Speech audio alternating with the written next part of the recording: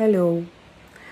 ഒരുപാട് സമയം ആലോചിച്ചിട്ടാണ് ഞാൻ ചില കാര്യങ്ങൾക്കൊരു വ്യക്തമായ ധാരണ തരണം, അല്ലെങ്കിൽ ഞാൻ കണ്ട കാര്യങ്ങൾ നിങ്ങളോട് ഷെയർ ചെയ്യണം എന്ന് വിചാരിച്ചിട്ട് ഈ വീഡിയോ ക്രിയേറ്റ് ചെയ്യുന്നത്.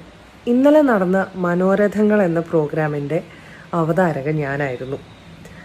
അപ്പോൾ ഈ പ്രോഗ്രാം എന്ന് പറയുന്നത് 9 സിനിമകൾ ഒരു ആന്തോളജിയായി MT വാസുദേവൻ നായർ സാർ എഴുതിയ തിരക്കഥകളുടെ ചലച്ചിത്ര ആവിഷ്കാരമായിട്ടുള്ള 9 സിനിമകളുടെ ഒരു ആന്തോളജി.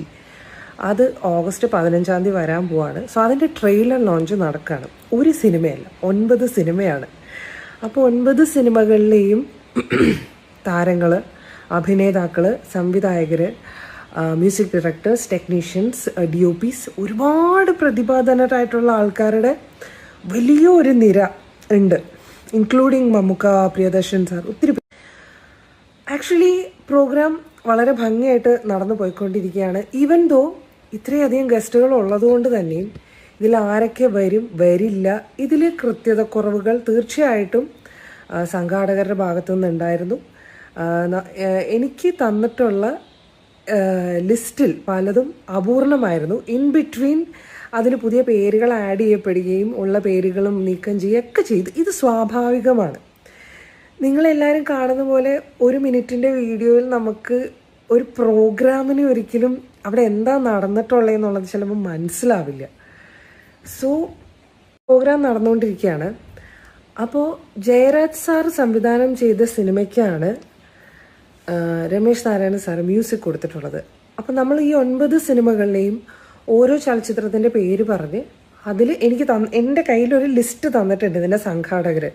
9 സിനിമകളിലുള്ള മുഴുവൻ കാസ്റ്റ് ആൻഡ് ക്രൂരും നമുക്ക് കാണാൻ പഠിക്കാൻ പറ്റില്ല, നമുക്കൊരു ലിസ്റ്റ് നോക്കി വായിക്കലാണ് നമ്മൾ ചെയ്യുക. അപ്പോൾ അതിൽ തന്നിട്ടുള്ള പേരുകളിൽ രമേശ് നാരായണൻ സാറിൻ്റെ പേരില്ലായിരുന്നു. അത് എനിക്ക് ലിസ്റ്റ് തന്നിട്ടുള്ള ഇതിൻ്റെ സംഘാടകരുടെ ഭാഗത്തുനിന്ന് വന്നിട്ടുള്ളൊരു വീഴ്ചയാണ്. പക്ഷേ സ്റ്റേജിൽ കയറിയ ആ സിനിമയിലുള്ള മറ്റാരും അത് ആ സമയത്ത് നോട്ടീസ് ചെയ്തിട്ടുമില്ല. ഭയങ്കര തിരക്കുള്ളൊരു ഷോ ആയിരുന്നു ഇത്. ഒരുപാട് പ്രസ്, മീഡിയ, ആളുകൾ അങ്ങോട്ടും ഇങ്ങോട്ടും നടക്കുന്നത്, ഫോട്ടോഗ്രാഫേഴ്സ്. ശരിക്കും പറഞ്ഞു കഴിഞ്ഞാൽ മുഴുവൻ കാര്യങ്ങളൊന്നും നമുക്ക് കൺട്രോൾ ചെയ്ത് നിർത്താനുള്ളൊരു സാഹചര്യം അവിടെ ഇല്ലായിരുന്നു. അപ്പോൾ ഇദ്ദേഹത്തെ ആ ടീമിൻ്റെ കൂടെ സ്റ്റേജിലേക്ക് വിളിച്ചിട്ടില്ല. കാരണം നമുക്ക് തന്നിട്ടുള്ള ലിസ്റ്റിൽ അദ്ദേഹത്തിൻ്റെ പേരില്ലായിരുന്നു. അത് ഓർഗനൈസേഴ്സിൻ്റെ ഒരു ചെറിയ വീഴ്ചയാണത്. അപ്പോൾ അതിന് let me apologise as I was the host of the show. അത് സംഭവിച്ചില്ല. പിന്നീട് പെട്ടെന്നാണ് ഒരു ഷോ ഡയറക്ടേഴ്സ് എൻ്റെ അടുത്ത് വന്ന് പറയുന്നത്, ഈ ജയരാജ് സാറിൻ്റെ സിനിമയുടെ സംഗീത സംവിധായകനെ വിളിച്ചിട്ടില്ല, ആസിഫ് അലി തൊട്ടടുത്തിരിപ്പുണ്ട്, ആസിഫ് അലിയെ കൊണ്ട് കൊടുക്കുമെന്ന് പറഞ്ഞിട്ട് രമേശ് സാറിനെ എനിക്ക് കാണിച്ചു തന്നു. പക്ഷേ പേര് അപ്പോഴും എന്നോട് പറഞ്ഞില്ല. പെട്ടെന്ന് അങ്ങനെ വിളിക്കൂ എന്ന് പറഞ്ഞപ്പോൾ ഈവൻ ദോ എനിക്ക് അദ്ദേഹത്തിൻ്റെ പേര് അറിയാമെങ്കിലും, ഞാൻ പറയുന്നത് തെറ്റാണെന്ന് എനിക്കറിയാമെങ്കിലും എനിക്കത് കറക്റ്റ് ചെയ്ത് തരാൻ ആ സമയത്ത് അവിടെ ആരും ഉണ്ടായിരുന്നില്ല. നിങ്ങൾക്ക് ആ വീഡിയോ കണ്ടാൽ മനസ്സിലാവും. ഞാൻ ഈ സന്തോഷ് നാരായണൻ അനൗൺസ് ചെയ്ത് കഴിഞ്ഞിട്ട് ഞാൻ സൈഡിലേക്ക് നോക്കി ചോദിക്കുന്നുണ്ട്, ശരിക്കും എന്താ പേര്, കറക്റ്റ് പേര് പറ. ബിക്കോസ് ഐ നോ ഞാൻ പറഞ്ഞ വാക്ക് തെറ്റാണ്. അപ്പോൾ അതെനിക്ക് രമേശ് നാരായണൻ അവിടെ നിന്ന് ആരോ വിളിച്ച് പറഞ്ഞു തന്നു. നമ്മളപ്പം തന്നെ അത് പറഞ്ഞു. ഒരു 10 സെക്കൻഡ് കൂടി താമസിച്ചില്ല. അതിന് മുന്നേ നമ്മൾ കാര്യം പറഞ്ഞു.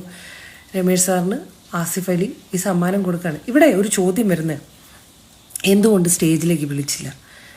രമേശ് സാർ നടക്കാൻ ബുദ്ധിമുട്ടുള്ള ഒരാളായതിനാൽ പടികൾ കയറി സ്റ്റേജിലേക്ക് വരാൻ ബുദ്ധിമുട്ടുണ്ടെന്ന് എന്നെ അറിയിച്ചിരുന്നു. ആസിഫ് അലി തൊട്ടടുത്തിരിക്കുന്നത് കണ്ടപ്പോൾ ഷോ ഡയറക്ടർ തന്നെയാണ് പറഞ്ഞത് ആസിഫിനെ കൊണ്ട് കൊടുപ്പിക്കും എന്നുള്ളത്. ഇതുകൊണ്ടാണ് ആ മെമൻറ്റോ, ആക്ച്വലി രമേശ് ജി ഇരുന്നതിൻ്റെ തൊട്ടടുത്ത് തന്നെയാണ് ആസിഫ് ഇരിപ്പുണ്ടായിരുന്നത്. അപ്പോൾ അദ്ദേഹത്തിന് നടക്കാൻ ബുദ്ധിമുട്ടുള്ളതുകൊണ്ടും സ്റ്റേജിലേക്ക് കയറി വരാൻ ബുദ്ധിമുട്ടുള്ളതുകൊണ്ടാണ് അടുത്തിരിക്കുന്ന ആസിഫിനെ കൊണ്ട് തന്നെ കൊടുപ്പിക്കും എന്ന് വളരെ ഇന്നസെൻ്റ് ആയിട്ട്, അതിലൊരു വേറെ ഒന്നും നമ്മൾ ചിന്തിച്ചിട്ടില്ല. നമ്മുടെ അറിവിൽ ആസിഫ് അലി മലയാളികൾക്ക് ഏറ്റവും ഇഷ്ടപ്പെട്ടൊരു നടനാണ്. He's a fantastic actor.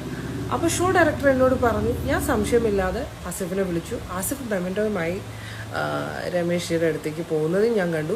ഈ സമയത്ത് ഷോ ഡയറക്ടറും മറ്റുള്ളവരും അടുത്ത ലിസ്റ്റിലുള്ള കറക്ഷൻസ് തരാനായിട്ടും ആഡായിട്ടുള്ള പേരുകൾ പറയാനായിട്ട് എന്നെ വിളിച്ചു. ഇതൊക്കെ ഇങ്ങനെ സെക്കൻഡുകളുടെ വ്യത്യാസത്തിൽ നടന്നു പോവാണ്. നമുക്കൊരു അത് പ്ലാൻ ചെയ്ത് ഒരു അരമണിക്കൂർ കഴിഞ്ഞ് വരാൻ പറ്റില്ല.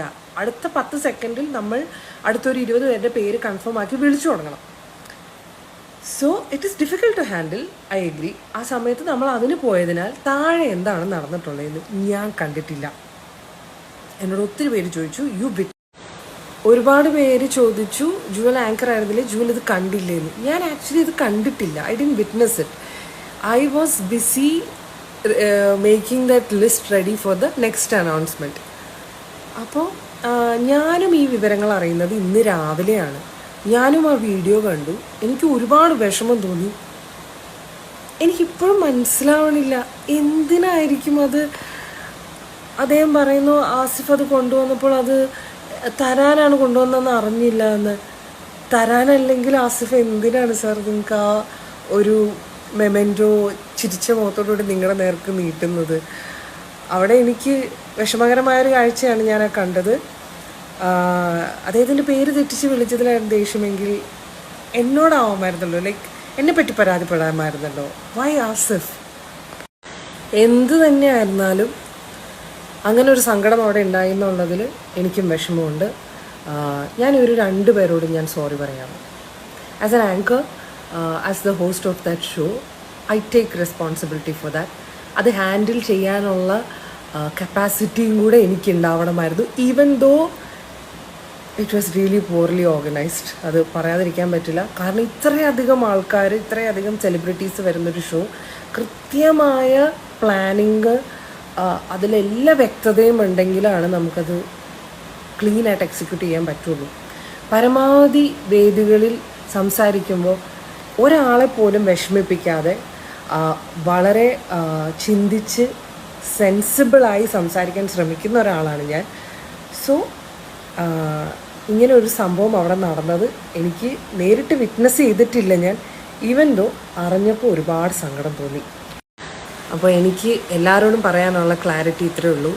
ആസിഫ് ആ സമയത്ത് ആസിഫിനെ കൊണ്ട് കൊടുപ്പിച്ചത് ആസിഫിൻ്റെ ചിരിച്ച മുഖവും ഒരു ഞങ്ങൾക്ക് ആസിഫിനോടുള്ള ഇഷ്ടവും കൊണ്ടാണ്. വേറെ ഒന്നും ആലോചിച്ചിട്ടില്ല. അവിടെ ഒരു വലിപ്പച്ചെറുപ്പങ്ങളും ഞങ്ങളാരും കണ്ടിട്ടില്ല. അതങ്ങനെ കണ്ടിട്ടുണ്ടെങ്കിൽ അത് വളരെ ദുഃഖകരമാണ്. പിന്നെ അദ്ദേഹത്തെ സ്റ്റേജിൽ വിളിച്ച് കയറ്റാൻ പറ്റാഞ്ഞതിൽ അത് സംഘാടകരുടെയും ഇതിൻ്റെ ഓർഗനൈസിങ് ഒരു പ്ലാനിങ്ങിൽ പറ്റിയിട്ടുള്ളൊരു പിഴവാണ്. അതിന് ഞാൻ ഓണസ്റ്റ്ലി അപ്പോളജൈസ് ചെയ്യുന്നു. സോ ആസിഫിനോട് ഒരുപാട് സ്നേഹം. You didn't deserve to have that pain. എല്ലാവരുടെയും മുന്നിൽ വെച്ച് അങ്ങനെ ഇഗ്നോർ ചെയ്യപ്പെട്ടതിൽ ഒത്തിരി വിഷമമുണ്ട്. Really sorry for what has happened. Thank you. Maybe നിങ്ങൾ ചിലരെങ്കിലും ചിന്തിക്കുന്നുണ്ടാവും ഈ സംഭവം നടന്ന് ഇത്രയും സമയം കഴിഞ്ഞിട്ട് എന്താണ് മറുപടി പറയുന്നതെന്ന്. കാരണം എനിക്കിതിൻ്റെ വസ്തുതകളെല്ലാം അറിയണമായിരുന്നു. എൻ്റെ പേഴ്സ്പെക്റ്റീവ് ക്ലിയർ ആയിരിക്കണമായിരുന്നു. അതുകൊണ്ടാണ് ഞാൻ സമയമെടുത്തത്. I have made calls, I have talked with people, I have watch that video again and again. ഞാൻ മനസ്സിലാക്കിയത് തന്നെയാണോ എന്ന് ഞാൻ ശ്രദ്ധിച്ച് കണ്ടതിന് ശേഷമാണ് ഞാൻ ഈ മറുപടി തരുന്നത് കേട്ടോ. അപ്പോൾ ആരെയും ദ്രോഹിക്കാൻ കരുതി ഒന്നും ചെയ്തിട്ടില്ല. പരമാവധി ഇതുപോലുള്ള ലൈവ് സ്റ്റേജുകളിൽ വരുന്ന ഒരു വ്യക്തിയെ പോലും വേദനിപ്പിക്കരുത്, അവഹേളിക്കരുത്, ഇറിറ്റേറ്റ് ചെയ്യരുതെന്ന് നിർബന്ധ ബുദ്ധിയോടുകൂടി ചിന്തിക്കുന്ന ഒരാളാണ് ഞാൻ. ഇതിനു മുൻപ് ഒരിക്കലും ഇതുപോലൊരു പിഴവ് വന്നിട്ടില്ല. പക്ഷെ അബദ്ധങ്ങളൊക്കെ പറ്റും കേട്ടോ. Anchoring is not an easy job like that. എന്നിരുന്നാൽ പോലും ഏത് സ്റ്റേജിൽ കയറുമ്പോഴും നമ്മൾ പ്രാർത്ഥിച്ച് കയറും എൻ്റെ നാവിൽ നിന്ന് അപകടമൊന്നും വീഴരുതെന്നുള്ളത്. എന്നാലും സംഭവിക്കും, ഇത് വളരെ സ്വാഭാവികമാണ്. ഇഷ്ടംപോലെ തെറ്റുകൾ പറ്റും.